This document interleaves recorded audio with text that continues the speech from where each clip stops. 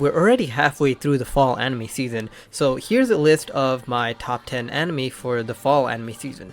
And by the way, I won't be including the 3 anime I had from my video a few weeks ago with the top 3 fall anime to look forward to. Those would be at the very top of this list though. So don't forget to look back into that video, and the way this list is going to be ordered is most casual friendly will be at the top and the least casual friendly will be at the end. So first on this list, and the most casual friendly anime, is going to be Spy X Family Part 2.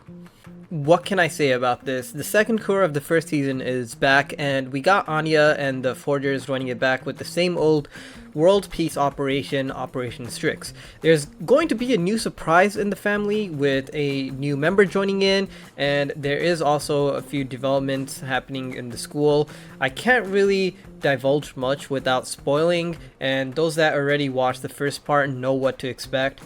And even if you haven't watched the first part before, you should watch this anime just for Anya alone. I mean, look at how cute she is, and she has some very interesting smug expressions, and it is just very funny. And if you do enjoy watching a crazy child, this is the show for you, where you can just follow Crazy Child in her adventures. Next, we have another cute anime which is also very calming. It's called Do It Yourself, or DIY. It's another cute girls doing cute things anime, and it kind of starts off slow, but once the entire cast gets gathered, it's very calming and satisfying to watch. It's just a typical cute girls doing cute things anime, but it's unique in the sense that it's focused on do-it-yourself things. It's a very wholesome anime to watch every week, where these high school girls find a place to belong and spend some time with their friends. And you actually learn some very cool tips and tricks that you can put to use in real life. Like, for example, if you're doing some house maintenance, you learn some cool things from this anime, so I definitely recommend giving it a watch. We're going to switch genres here from cute anime to romance and rom-com. We have Fuufu Ijou, Koibito Miman, or More Than a Married Couple But Not Lovers. This is the rom-com of the season in my opinion, and it's also way better than I expected. Here's the premise. A high school creates a curriculum kind of thing where a girl and guy have to live together and roleplay as a married couple to get experience for when they do marry someone in the future. Here's the twist though. The male lead's crush is assigned the crush of the partner that the male lead is assigned to.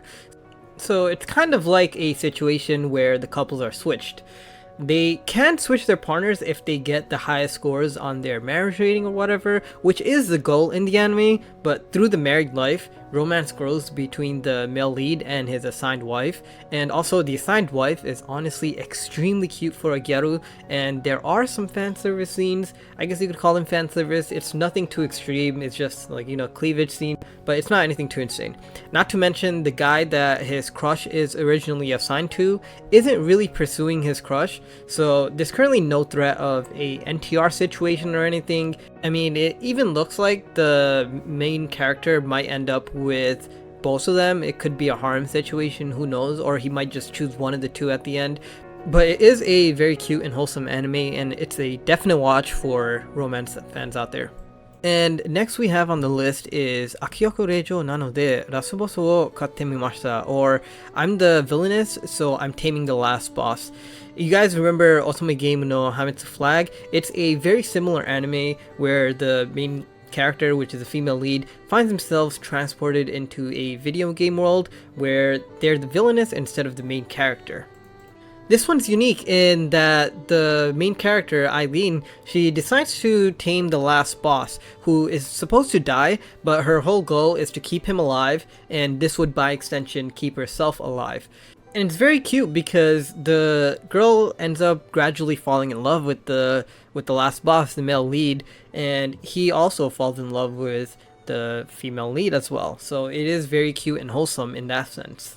Not to mention, while Eileen still has that same villainous aura as Kathleen from Otome Game no Hametsu Flag, and she does have a similar personality, she is, on the other hand, very smart and efficient, so she knows how to get things done compared to Kathleen. So this means that there is a lot of progression happening in the story, so it's not going to be dilly-dallying or it's not going to be slow at all. There is always going to be a new plotline showing up, and it is also a great rom-com because it is very comedic in a few scenes. I also do have a scene from the anime in my channel. It's a short scene, 1 minute and 30 seconds or so. So if you want to see what sort of comedic sense the anime has and get a good taste of it before delving in, give that video a watch too.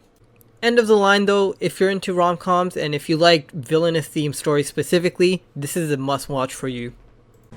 Alright, finally we have Bleach on this list, and I'm not going to talk too much about it since I also already have a separate video on this, but it has been a great watch so far, and I definitely recommend watching it as well for those that have been previously into Bleach. Next we have Mob Psycho, which is coming back with a third season. The last season ended with an immense high, so I was wondering if anything could actually top it. And you know, the start of this season was kind of slow, and you might think the premise was boring with the world tree and whatnot, but it definitely is worth watching for its peak. There was a very emotional scene at the end of episode 6. Well, all of episode 6 was very emotional, so it is still a very good anime this season, and it is definitely worth watching. After Mob Psycho, we have Gundam on the list. After so long, we finally have another Gundam anime. We have Gundam The Witch from Mercury, Gundam Suisei no Majo. I'm a huge Gundam fan though, so I might be biased here. Also, correct me if I'm wrong, but this should be our first female lead in a Gundam anime ever. Don't forget to watch the prologue, by the way guys. It's actually on their official YouTube channel, so I'll share the link below so you don't have to go looking for the video. And guess what? The main character, she has 3 confirmed kills by age 4. Even by Gundam standards, with all their child soldiers in all of their anime, this is still very young to have kills by. Just from the prologue animation and the fight scenes from there, you could tell exactly how the anime is gonna be, since the fight scenes are extremely well animated, very smooth to watch. The audio and visuals always line up perfectly, and it gives you a very immersive experience. Remember though, this is a Gundam anime, so be prepared to dive into a lot of politics as well as depressing and messed up things to occur. All in all, if you really like Gundam and you really enjoy the series, I would definitely recommend giving this a watch, especially the prologue.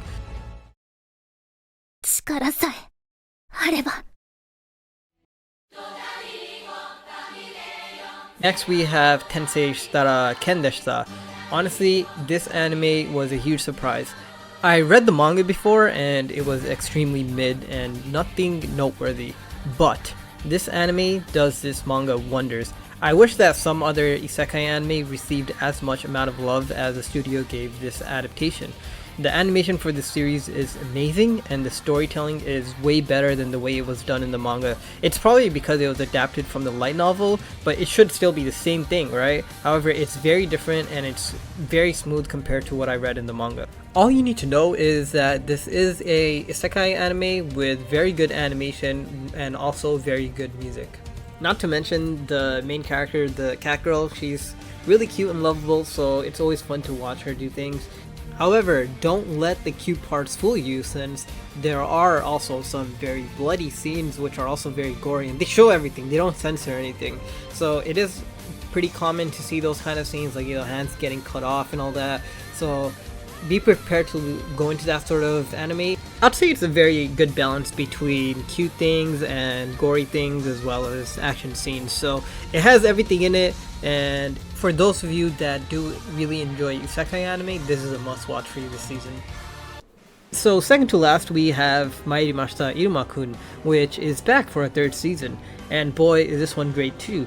It initially starts off with a training arc for the abnormal class, with everyone getting some sort of power-ups that are related to their characters, though Iruma is the one that benefits the most from these training sessions in my opinion. Did you guys love the badass Iruma from season 2 when he went through his dark edgelord phase? Well, unfortunately that doesn't make a comeback, but he does get a cool power-up and a cool weapon that does kind of match that sort of aesthetic. So if he does ever go through his dark phase again, I'm sure it's going to be an amazing time with that new weapon and a new power that he got. So I'm honestly very excited for this because he has more potential where he can show off because of how strong this weapon is now. But yeah, Iruma is progressing, and not even just Iruma, the whole abnormal class is progressing to become the next Demon Lord generation. So it is very exciting to watch, and I'm also very excited. Last but not least, we have a cute girls doing cute things anime where the main character is a mega introvert, and after watching a TV show where she found that an introvert became popular through his music, she also decides to pursue music as a guitarist, and she tries to become an extrovert by joining a band. It's an interesting anime to watch, especially to watch the growth of the female lead trying to make changes in her life to become more of an extrovert. Not to mention, it's also funny as hell since it has a lot of comedy in it, and the staff has a very good comedic sense. For example, episode 1, the ending scene or the credits played early as a joke because the female lead did something awkward and she just wanted to end the episode. So it is a very good anime to watch, and it is a very well rated and well regarded anime in the community right now. However, it's not popular at all, which is the only downside, which is why I did add it to this list at the end. For everyone out there that's interested in watching a character grow from becoming an introvert into an extrovert, this is definitely the type of anime for you to watch. And there you have it. That is my list for the best anime in this season, fall 2022. This is ordered again by most casual friendly at the beginning and least casual friendly at the end. Again, don't forget to like, comment, and subscribe if you want to see more, and thanks again for watching. Have a good day, guys.